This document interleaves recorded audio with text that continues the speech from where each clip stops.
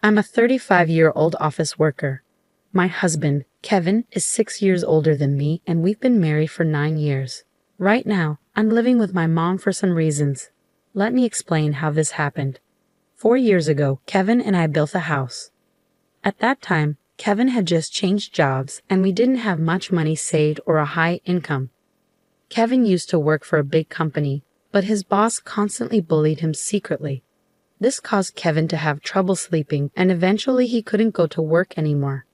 He saw a psychiatrist and took a 3-month break, but when he didn't get better, he quit his job. After that, we lived on just my salary. Kevin didn't work for 3 months, but slowly started to feel better. He began eating and sleeping well again, and his psychiatrist was happy with his quick recovery.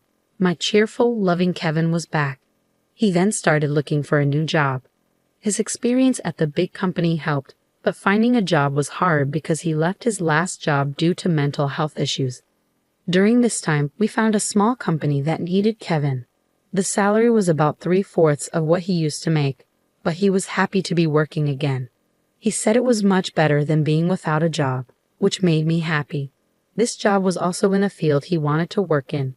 We wanted to have children, but it was clear that life would be tough if I stopped working. So I continued working.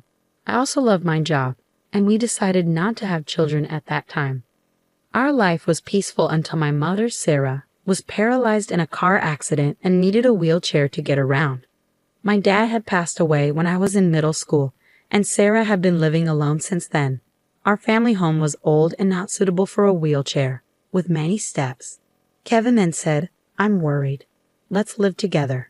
Sarah and I were surprised, but I appreciated Kevin's unexpected kindness.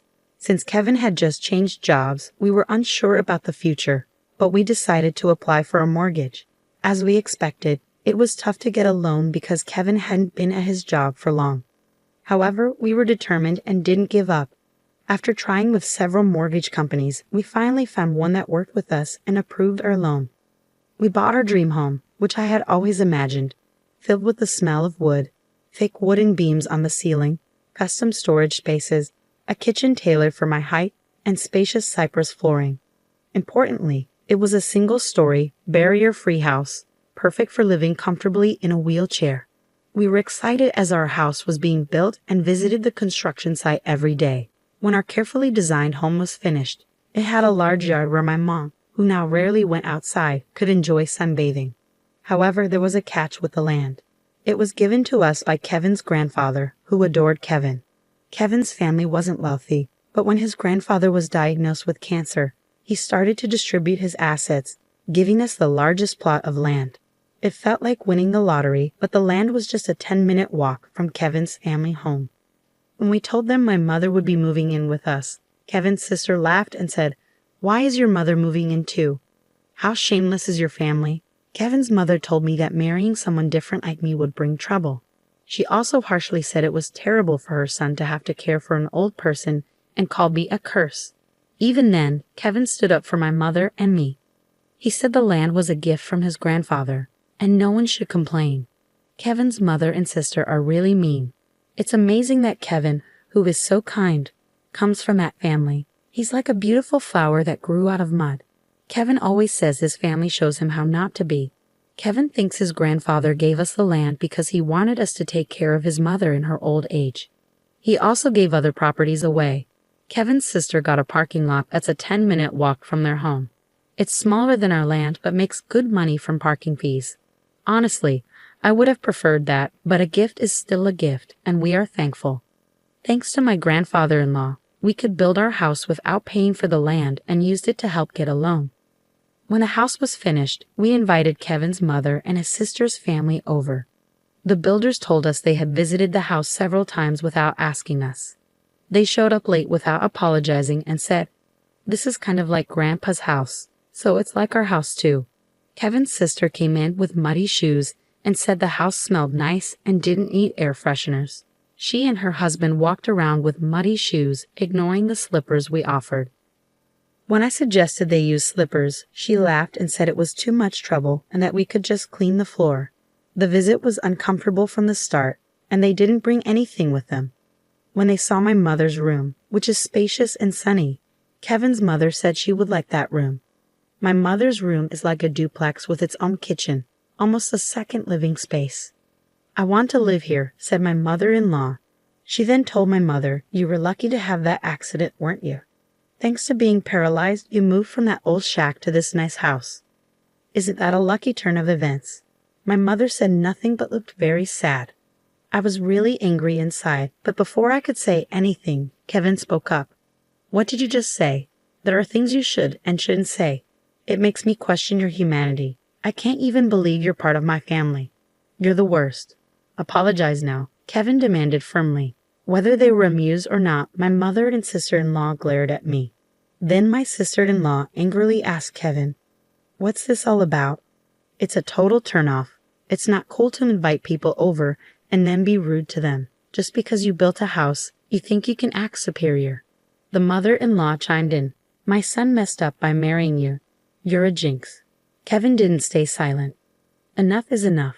This mess started because of your rude comments. You said the accident was a good thing and called my wife a jinx. I will not forgive that.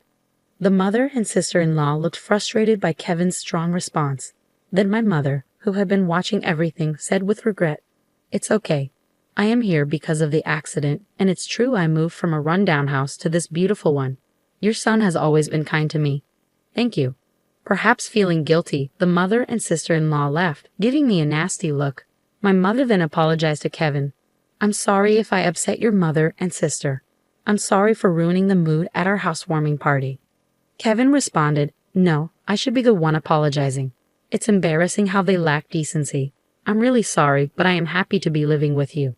Please understand that. With that, my mother started to tear up. Since we live near Kevin's parents' house, the neighbors all know us well. They've known Kevin since he was a child and are very kind to us. 4 months have passed since that day. We were finally settling into our new home, and my mother started to smile more when I received an unexpected call from home while I was at work. We rarely get calls from home, so it surprised me. My bad feeling was right. My mom, sounding very upset, called to tell me something awful. Kevin had collapsed at work. I was shocked and spoke to my boss right away, then rushed to the hospital. On the way, I tried to stay calm by imagining that Kevin would be okay when I got there, joking around like always.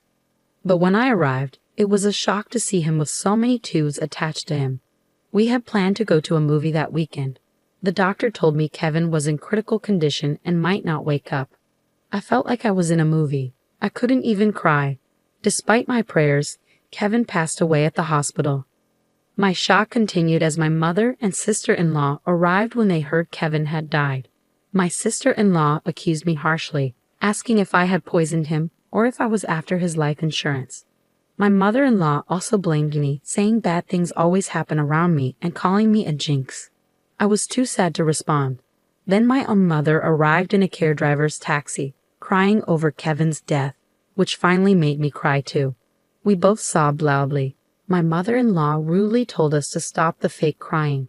She said Kevin had changed because of me and that she didn't want to see us ever again. Then she left the hospital. A funeral director came to organize Kevin's funeral, and we went to the funeral home. Kevin had died from a brain hemorrhage, which was hard to believe since he was fine that morning. When I told my mother-in-law the funeral plans, she coldly said she wouldn't come because Kevin always sided with my mother and me. She said her daughter wouldn't come either. Many of Kevin's co-workers and friends came to the viewing, but neither my mother-in-law nor my sister-in-law and her husband were there. Many attended the funeral, and it was clear that Kevin was deeply loved. Many people cried for him. It was hard, but maybe this is just the kind of people his family were. I was happy to spend the whole day with those who truly missed my husband. After Kevin's death, I got an email from my mother-in-law, but it was inappropriate, so I didn't reply.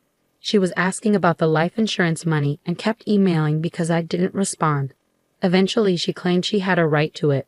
I chose to ignore it because I wasn't ready to deal with that. When we got home, I noticed a light on inside, which was odd. My mother, Sarah, was confused and thought we had turned off all the lights. I figured maybe I forgot because I was so upset. I told her it was understandable given the situation, and I unlocked the door. When we entered, we could hear the TV, which was very strange.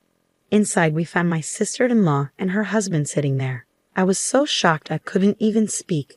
The living room was full of unfamiliar furniture and boxes. We had no idea what was happening. My sister-in-law said, "Why did you just barge in here?" "Well, it's your first time, so I'll let it slide. We're taking this house. We sold your stuff, so leave." My mother and I were completely shocked. I asked where our furniture and belongings had gone, and she casually said a resale company came and took everything, claiming we had good furniture and they got a good price for it. They bought new furniture with that money, saying, "Who wants furniture that a dead person used? It's bad luck." She added that she cared about such things and our stuff was packed in boxes. She even remarked that we must be minimalists or just poor because we had so few things. The furniture was carefully chosen by my husband and me. I couldn't forgive them for this. My mom was furious too, her face turning beet red, but she was too shocked to respond. I immediately called the resale company. After explaining the situation, they agreed to treat the items as stolen and return them. Now that my husband is gone, dealing with this was the last thing I needed. I don't want anything to do with his family, but I do want to stay in a house that's full of memories of him. While I was wrestling with these feelings, my mother quietly said to me, "What do you think Kevin would say if he were here now?" "He might say we should leave. I'm sure he would." Kevin often mentioned it's good to spend time with people who understand you, but there are some people who will never understand no matter how much you try. It's a waste of time dealing with those people. He was actually talking about his own mother and sister. I realized that if we stayed, his family would keep interfering. Acting on impulse, I signed a lease for an accessible apartment. My mom was surprised by how quickly I made that decision. I asked the resale company to hold on to the furniture for a few days, and it was moved to our new apartment 3 days later. In exchange for moving out, I made my mother-in-law and sister-in-law promise to cut ties with us. So a new life began for just my mother and me in the apartment. It turns out Kevin had many life insurance policies, almost obsessively so. He used to joke always with a smile, "When I die, you guys will be rich." True to his word, he left enough money for my mother and me to be comfortable for the rest of our lives. Since he couldn't secure a mortgage when we bought the house, I, being employed at a major corporation, bought the house in my name. I made sure that even if something happened to Kevin first, I wasn't going to keep paying a mortgage for a house I wouldn't live in. According to our agreement, the house would be auctioned off if the mortgage wasn't paid for 4 months. Time flew by, and 4 months passed quickly. Then I started receiving a lot of calls from my sister-in-law, Emily, and my mother-in-law, Maria. My call history was filled with their names, and it was getting scary, like something out of a horror movie. They were incredibly persistent. So I finally answered the phone. They were furious because the house was being sold. Apparently, when they tried to return, they found out they couldn't get in because of a seizure notice. Emily and her husband had moved out of their apartment since Kevin passed away, and Emily had also quit her job. I suggested they move back into their parents' house since they were panicking about suddenly being homeless. Surprisingly, Maria had gotten so caught up in gambling that she couldn't keep up and had sold her own house. It turns out they had been living together for the past 5 months. I also heard that they sold their main source of income, a parking lot in front of the train station, a long time ago. Now, Maria and Emily's family are completely homeless. When Maria said, "I'm sorry for everything. Let's get along. Can you lend me some money, please?" I replied, "I think it's best if you stay away since I'm a jinx. We're strangers now that we've severed ties." Maria was quiet after mumbling weakly. In my mind, I was thinking, who's the real bad luck charm here?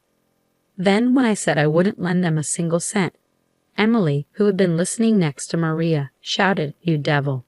Bring us the money right now." I replied, "I am a devil and bad luck, so I'm going to hang up now," and ended the call. In reality, I involved a lawyer for the past 5 months to push for the auction of the house. I thought it was an unusual case, but apparently it's not that uncommon. The house was sold without any major issues, giving our family a moment of peace. We plan to find a new home with the money Kevin left us. Since it's just my mother and me, we don't need a big house. We'd rather prioritize security as 2 women living together. So I chose a condominium with minimal noise disturbance. I remember something my husband always said when we built our home. People can get energy from the sun, so let's create a place where your mother can enjoy her hobby of reading in the garden without feeling self-conscious. With those words, He had made a spacious courtyard for her. So I looked for a condo with a large balcony where she could enjoy her coffee and read. It's smaller than our previous home, but the room is spacious enough to house the furniture my husband probably chose. The piece of land that was gifted to us by Kevin's grandfather was expansive, and the house sold for more than expected. With that money, we're moving forward. I recently bought a luxurious condominium with exceptional security features, a choice I'm sure would have comforted my always cautious husband, Kevin. The peace of mind that comes from living in such a secure place is invaluable, especially after the tumultuous experiences with my in-laws. Life has taken a dramatic turn since Kevin passed away.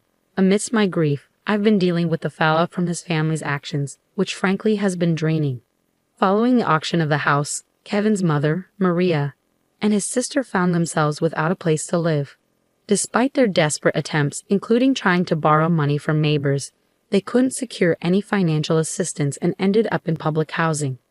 Living in public housing, they continued their old habits, causing disturbances that have started to concern the community. For instance, they recently had a barbecue on their small balcony, an act that left many locals in disbelief given the limited space and safety concerns. Such thoughtlessness seems typical of them and reflects the disregard they've always shown for others' comfort. Moreover, their financial difficulties appear to have led to frequent loud arguments that disrupt the nightly peace, an auditory testament to their ongoing strife. My sister-in-law's husband has since left, leaving just her and Maria to fend for themselves. Their situation is a stark contrast to the quiet, stable life I now lead with my mother. We're both two-person households, but while my home is a sanctuary, theirs is a source of constant conflict and unease. It's become so disruptive that neighbors are banding together, hoping to evict them to restore some semblance of peace. It's a harsh reminder that no matter where you go, being a nuisance can make you unwelcome. Reflecting on these events, I realize how the phrase, "what goes around comes around," rings true. My goal is to live quietly and peacefully, distanced from the embarrassing turmoil associated with my former family. I believe Kevin watches over us, perhaps with mixed feelings about the chaos his family continues to perpetuate in contrast to the tranquility he loved during his life. As I move forward, my focus is on living a life that causes no trouble to others. I want to honor Kevin's memory not just through words but through actions. He always advocated for a life well lived, surrounded by people who bring joy and understanding. Despite the unfortunate family dynamics he left behind, I'm committed to building a life filled with positivity and peace. The decision to buy this condominium wasn't just about finding a new home. It was about creating a haven where my mother and I could feel safe and secure. The quiet, the order, and the absence of drama allow us to enjoy each other's company and focus on the things that truly matter. It's smaller than our previous house, but every corner of this new space is cherished, every moment of silence savored. I've learned a lot about resilience and moving forward. The memories of Kevin, filled with love and laughter, inspire me every day. They remind me of the importance of living authentically and compassionately, ensuring that his spirit of kindness is carried forward. Living well is perhaps the best tribute I can offer to a man who gave so much and asked for so little in return. In this new chapter, amidst the serenity of our chosen sanctuary, I am determined to live not just for myself, but in a way that would make Kevin proud.